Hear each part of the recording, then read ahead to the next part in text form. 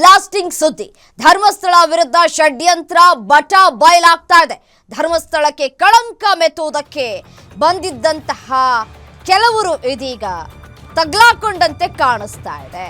ಅವರೆಲ್ಲರೂ ಕೂಡ ಇದೀಗ ಬೆತ್ತಲಾಗಿರುವಂತಹ ಪರಿಸ್ಥಿತಿ ನಿರ್ಮಾಣ ತಮ್ಮ ಕೈಯಾರೆ ತಾವೇ ಮಾಡಿಕೊಂಡಿದ್ದಾರೆ. SIT ರಿಪೋರ್ಟ್ನಲ್ಲಿ ಸ್ಫೋಟಕ ಮಾಹಿತಿ ಬಹಿರಂಗವಾಗಿದೆ.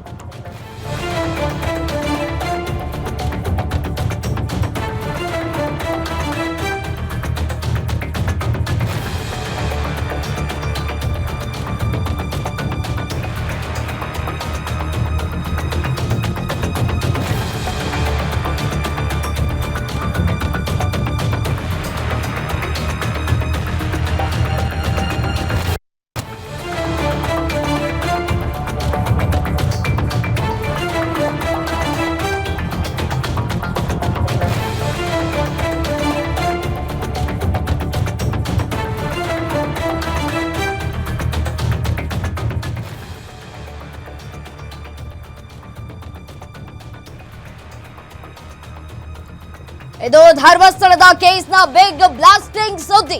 ಧರ್ಮಸ್ಥಳ ವಿರುದ್ಧ ಷಡ್ಯಂತ್ರ ಬಟಾಬಯಲಾಗಿದೆ.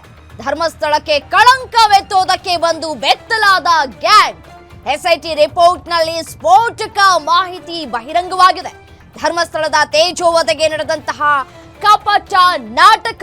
ಚಿನ್ನಯ್ಯ ಹೇಳಿದ್ದೆಲ್ಲ ಸುಳ್ಳು ಸುಳ್ಳು ಸುಳ್ಳು. ಪ್ರಾಥಮಿಕ ತನಿಖೆಯಲ್ಲಿ ಸಾಬೀತಾಗಿದೆ ಕುತಂತ್ರ. ಧರ್ಮಸ್ಥಳದ ಈ ಬುರುಡೆ ಪ್ರಕರಣಕ್ಕೆ ಸಂಬಂಧಪಟ್ಟಂತೆ ಡೇ 1 ನಿಂದ ನಿಮ್ಮ ಗ್ಯಾರಂಟಿ ನ್ಯೂಸ್ ಸ್ಥಳದಲ್ಲೇ ಇದ್ದುಕೊಂಡು ಸುದ್ದಿಯನ್ನ ಬಿತ್ತುರ ಮಾಡಿತ್ತು. 6 ಜನರ ಕೂಟ ಟಾರ್ಗೆಟ್ ಧರ್ಮಸ್ಥಳವಾಗಿತ್ತು.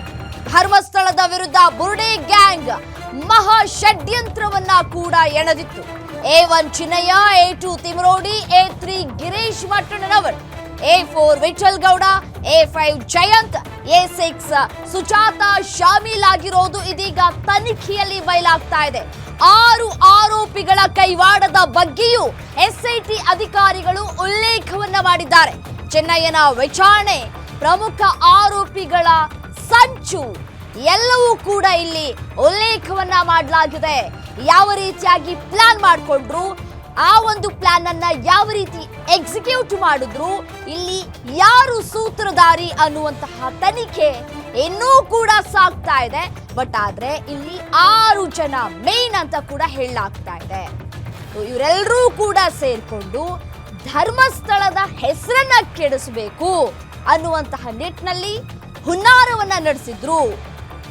ಧರ್ಮಸ್ಥಳಕ್ಕೆ ಈ ರೀತಿಯಾಗಿ ಕಳಂಕವನ್ನ ತಂದ್ರೆ ಯಾರನ್ನ ಟಾರ್ಗೆಟ್ ಮಾಡಬೇಕೋ ಅವರನ್ನ ಟಾರ್ಗೆಟ್ ಮಾಡಿ ಹೇಗೆ ಹೆಡೆಮುರಿ ಕಟ್ಟಬೇಕು ಅನ್ನುವಂತಹ ನಿಟ್ಟಿನಲ್ಲಿ ಎಲ್ಲವನ್ನೂ ಪ್ರೀ ಪ್ಲಾನ್ ಆಗಿ ಮಾಡಿಕೊಂಡಿದ್ದಂತಹ ಈ ಬುರುಡೆ ಗ್ಯಾಂಗ್ ತಾನೇ ಎಣದಂತಹ ಬಲೆಗೆ ಇದೀಗ ತಾನೇ ಸಿಕ್ಕಾಕೊಂಡು ಒದ್ದಾಡುವಂತಹ ಪರಿಸ್ಥಿತಿಯನ್ನ ತಂದುಕೊಂಡಿದೆ.